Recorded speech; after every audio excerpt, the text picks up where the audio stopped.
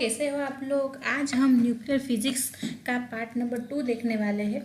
और part number 2 में हमने जो पहले न्यूक्लियर फिशन की बात की थी वही कंटिन्यू करने वाले हैं। ठीक है, न्यूक्लियर फिशन एंड फ्यूज़न हमने स्टार्ट किया था।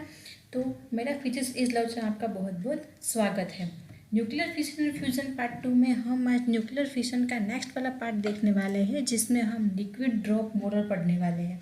अभी लिक्विड ड्रॉप मॉडल क्या होता है तो देख लेते हैं। देखिए, सबसे पहले तो वोहर एंड व्हीलर्स थियरी है ये न्यूक्लियर फिशन की, कि हमने जो न्यूक्लियर फिशन देखा था वो न्यूक्लियर फिशन में बोहर और व्हीलर उन्होंने एक फिनोमिनन दिया था कि किसकी वजह से ये फिशन हो रहा है और उसको हम क्या नाम दे सकते हैं। ठीक है, तो बोहर और व्हीलर ने एक थियरी दी है न्यूक्लियर फिशन पे और उन्होंने उसको लिक्विड ड्रॉप मॉडल ऐसा नाम दिया है। ठीक है, अभी समझिए। तो बोहर एंड व्हीलर ने ऐसा एक्सप्लेन किया कि nuclear fission phenomenon using liquid drop, hence it known as liquid drop model. Okay, मतलब कि बोहर और व्हीलर ने ऐसा बोला कि न्यूक्लियर फिशन की जो फिनोमिना है उसको हम लिक्विड ड्रॉप से हम उसको समझा सकते हैं और इसलिए उन्होंने लिक्विड ड्रॉप मॉडल का नाम दिया। इसका सिंपल मीनिंग ये होता है कि सपोज आप बारिश की बात करिए, ठीक है, तो ऊपर से जो बारिश गिरती है तो वैसे तो उसकी बूंद होती है, ठीक है, एक राउंड शेप की बूंद होती है, लेकिन उसका जो फ्रिक्शन है और उसका जो ग्रेविटेशन है उसकी वजह से उसका शेप राउंड ना होके ऐसा ड्रॉप जैसा हो जाता है। ठीक है, तो सेम फिनोमिनन उन्होंने फिशन में भी लगाया कि अगर कोई न्यूक्लियस है और उसका फिशन हो रहा है तो लास्ट में उनका जो लिक्विड ड्रॉप के जैसा उसका कुछ नेचर बन रहा है। ठीक है, तो इसकी वजह से उन्होंने इनका नाम लिक्विड ड्रॉप मॉडल रखा है। ठीक है, ये जो लिक्विड ड्रॉप है वो एस्पेरिकल फॉर्म है due to internal molecular force is responsible for surface tension. तो सरफेस टेंशन की वजह से उनका ये एस्पेरिकल शेप बनता है। टोटल स्पेरिकल नहीं होता, ऊपर से थोड़ा पतला होता है, नीचे से थोड़ा मतलब के लार्ज होता है। ठीक है, और ऐसा उसका शेप होता है लिक्विड ड्रॉप का। तो ऐसा कुछ फिनोमेनन होना चाहिए सरफेस टेंशन की वजह से। अब हम अगर बारिश की बात करें तो उसमें आसपास का जो एनवायरनमेंट है उसकी वजह से उसमें सरफेस टेंशन आता है।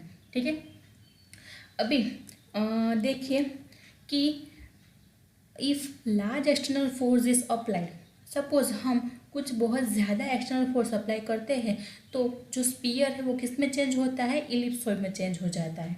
ओके, और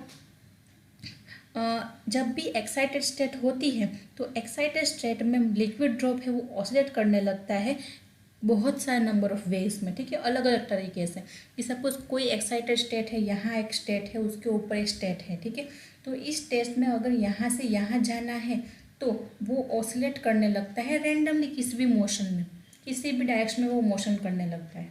ठीक है, तो यहाँ पे हमने ये देखा कि अगर फोर्स ज़्यादा हो तो वो स्पीयर से इलिप्सॉइड बन जाता है, और उससे भी ज़्यादा सफिशिएंट, बहुत ही ज़्यादा लार्ज एक्सटर्नल फोर्स हो तो वो इलिप्सॉइड भी कन्वर्ट हो जाता है डम्बेल शेप में। ठीक है, और वो जो डम्बेल शेप है उसके बाद डम्बेल शेप भी रिमूव होके अलग अलग 2 पोर्शन में डिवाइड हो जाता है। और डम्बल शेप कैसा होता है, डम्बल शेप ऐसा होता है। ठीक है, मतलब कि दोनों साइड से उसका जो शेप है वो थोड़ा सा नेक के पोर्शन में नैरो होता है। यहाँ पे देखिए नेक के पोर्शन में नैरो है। ठीक है, और उसके जो ऊपर के साइड है उसमें ब्रॉड है। ठीक है, ऐसा इसका डम्बल शेप होता है। तो अभी कैसे हम इसको समझा सकते हैं, इसके टोटल 5 स्टेजेस हैं।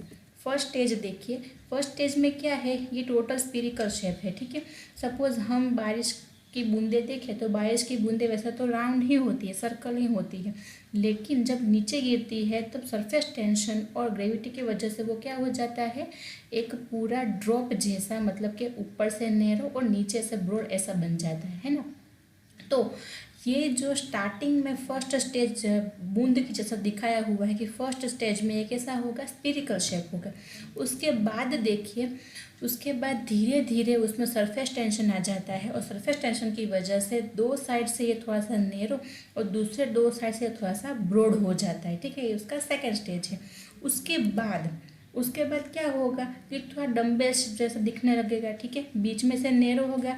ये दोनों जो पार्ट है वो शेप इक्वल नहीं है, एक पार्ट है वो थोड़ा सा छोटा है, एक पार्ट थोड़ा सा बड़ा है। ठीक है, ये अनइक्वल शेप है, तो ऐसा शेप बन जाता है। इसके बाद दोनों थोड़े से इक्वल शेप में हो जाता है, जिसको क्रिटिकल शेप बोलते हैं। ठीक है, यहाँ पे दोनों पॉजिटिव पॉजिटिव बनने की कोशिश करते हैं कि दोनों एक जैसा बनने की कोशिश करते हैं, ताकि ये क्या हो सके, यहाँ से बीच में से ब्रेक हो सके। ठीक है, यहाँ से वो ब्रेक हो जाएगा तो ये स्टेज 4 से स्टेज 5 तरफ चला जाएगा, तो उसको हम बोलेंगे सेपरेशन। यहाँ पे ये जो दो पार्ट है वो यहाँ पे सेपरेट हो गए और दो अलग अलग न्यूक्लियस बन गए। ठीक है, तो हमने इसके पहले वाले वीडियो में भी देखा था कि जो हमारा यूरेनियम है वो उसके ऊपर अगर हम न्यूक्लियस का बॉम्बार्डिंग करते हैं, ठीक है, तो उसमें से क्रिप्टॉन, बेरॉन, वैसे अलग अलग तरीके से हमें जो भी चाहिए उसके हिसाब से हमें सेपरेशन से हमें मिल जाता है। तो यहाँ पे भी वैसा है कि कोई एक स्फीरिकल सपोज ये हम यूरेनियम मान ले। ठीक है, और ये यूरेनियम है, उसके ऊपर हम ऐसा कुछ न्यूट्रॉन है वो बॉम्बार्ड करें तो क्या होगा, धीरे धीरे वो डम्बेल शेप बनेगा और बाद में लास्ट में सेपरेशन होके यहाँ पे दो अलग अलग छोटे न्यूक्लियस, ठीक है, फिशन हो जाएगा दोनों का और छोटे न्यूक्लियस में वो कन्वर्ट हो जाएगा। ठीक है, अभी ये जो स्टेजेस है इसको हमें समझना है कि मेन ये स्टेजेस कहने क्या चाहते हैं।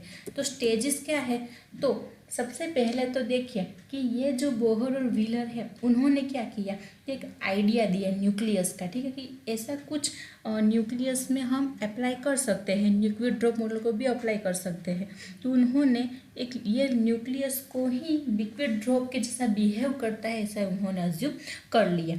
ठीक है, उन्होंने ऐसा बोला कि जब कभी भी न्यूक्लियस एब्सॉर्ब करता है न्यूट्रॉन को, ठीक है, कि हमने बोला था, मैंने आपको पिछले वाले वीडियो में बताया था, अगर वो वाली वीडियो नहीं देखी है तो प्लीज़ वो वीडियो जाकर आप लोग देख लीजिए ताकि आपको समझ में आए कि वो जो यूरेनियम है वो कैसे फिशन हो रहा है ना।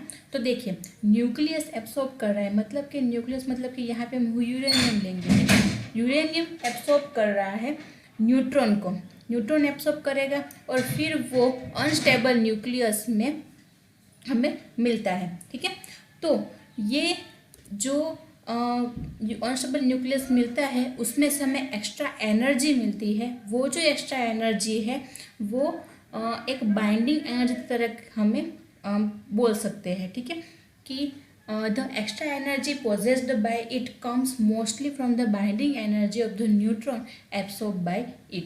मतलब कि न्यूट्रॉन जो बाइंडिंग एनर्जी, मतलब कि कुछ तरीके का एनर्जी जो एब्सॉर्ब कर रहा है, ठीक है, वो उसकी एक्स्ट्रा एनर्जी में वो गवा देता है। मतलब कि हमने देखा था कि स्टार्टिंग में जो उसका फिशन करने से पहले उसका जो भी एनर्जी है वो ज़्यादा होगा आफ्टर द फिशन, है ना, क्योंकि वहाँ पे वो क्या कर रहा है, थोड़ी सी एनर्जी लॉस कर रहा है ना।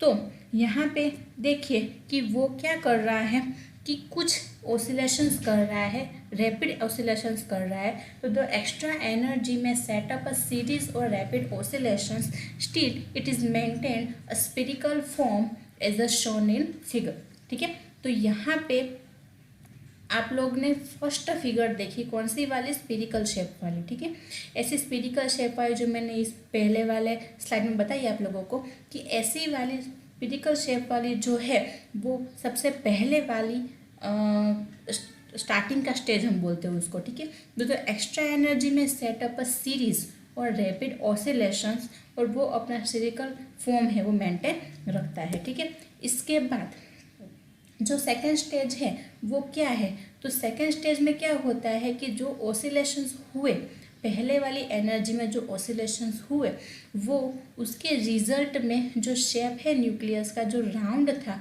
अभी वो शेप रिमूव होके उसका कैसा शेप हो गया है, ऐसा इलिप्टिकल शेप हो गया है। ठीक है, इलिप्सोइडल शेप हो गया है, तो वो हमने सेकेंड स्टेज में देखा। ओके, इसके बाद देखिए तो यहाँ पे जो हम एक्स्ट्रा एनर्जी दे रहे हैं, ठीक है, और ऑसिलेशंस हो रहा है, उसकी वजह से जो स्टेज 3 और स्टेज 4 है वो अप्रोच हो रहा है। मतलब कि जो हमने एक्स्ट्रा एनर्जी दी तो उसका ऑसिलेशंस हुआ, उसकी वजह से हमें डम्बेल शेप मिला। डम्बेल शेप में दिखाया था आप लोगों को कि एक पोर्शन है वो छोटा होता है और एक पोर्शन क्या होता है, ऐसा बड़ा होता है, ठीक है। उसके बाद हमने फोर्थ स्टेप देखा था क्रिटिकल शेप, वो कैसा होता है, ऐसा दोनों की दोनों शेप है वो सेम होती है, ठीक है। यहाँ पे वो क्या करता है कि दोनों अपने लास्ट सेपरेशन तरफ जाने लगते हैं, इसके वजह से यहाँ पे दोनों के दोनों पॉजिटिव हो गए, ठीक है, और दोनों यहाँ बीच में से सेपरेट होने का ट्राई करते हैं। आया समझ में। अभी लास्ट, हाँ, और ये शेप कौन सा स्टेप हमने देखा, डम्बेल शेप देखा। उसके बाद अभी ये जो डम्बेल शेप है वो अब दोनों सेपरेट होने की कोशिश कर रहे हैं, तो अभी ये पॉजिटिव चार्जेस की तरफ जा रहे हैं कि dumbbell shape has a positive charge and hence one repel to other. तो क्या हो रहा है, ये दोनों जो पॉजिटिव चार्ज बन के पॉजिटिव क्या होते हैं, रिपेल होते हैं। तो इसकी वजह से दोनों, ये एक है वो एक पॉजिटिव और दूसरा पॉजिटिव, ऐसे दोनों मिलके दोनों रिपेल होके दोनों अलग हो जाते हैं, ठीक है। तो ये पूरा प्रोसेस है फिशन का। ऐसे टोटल 5 स्टेजेस है, ठीक है। और यहाँ पे जो लास्ट स्टेज है फिशन का, फ्रेगमेंट का, उसमें 2 और 3 न्यूट्रॉन्स है वो प्रोड्यूस होते हैं। तो हमने आगे का जो वीडियो था उसमें मैंने जो फिशन स्टार्ट किया था तब मैंने आपको समझाया था कि जब यूरेनियम का जो फिशन होता है उसमें कभी कभी अलग तरीके का जब न्यूक्लियस बनता है, ठीक है, तब कभी कभी 2 न्यूट्रॉन्स प्रोड्यूस होते हैं और कभी कभी 3 न्यूट्रॉन्स प्रोड्यूस होते हैं, ठीक है। तो उस इतना ज़रूरी नहीं कि हर एक में 2 ही प्रोड्यूस हो या हर एक में 3 ही प्रोड्यूस हो, लेकिन उसकी प्रोसेस पे ऊपर डिपेंड है कि किसमें कितने न्यूट्रॉन्स प्रोड्यूस हो रहे हैं, ठीक है। तो ये पूरी प्रोसेस थी बोहर व्हीलर थियरी की, कि उन्होंने क्या समझाया था न्यूक्लियर फिशन के बारे में, कि उन्होंने ऐसा बोला था कि लिक्विड ड्रॉप जिसे हम अज्यूम कर सकते हैं कि ऐसा कुछ हो सकता है, ठीक है। आया समझ में।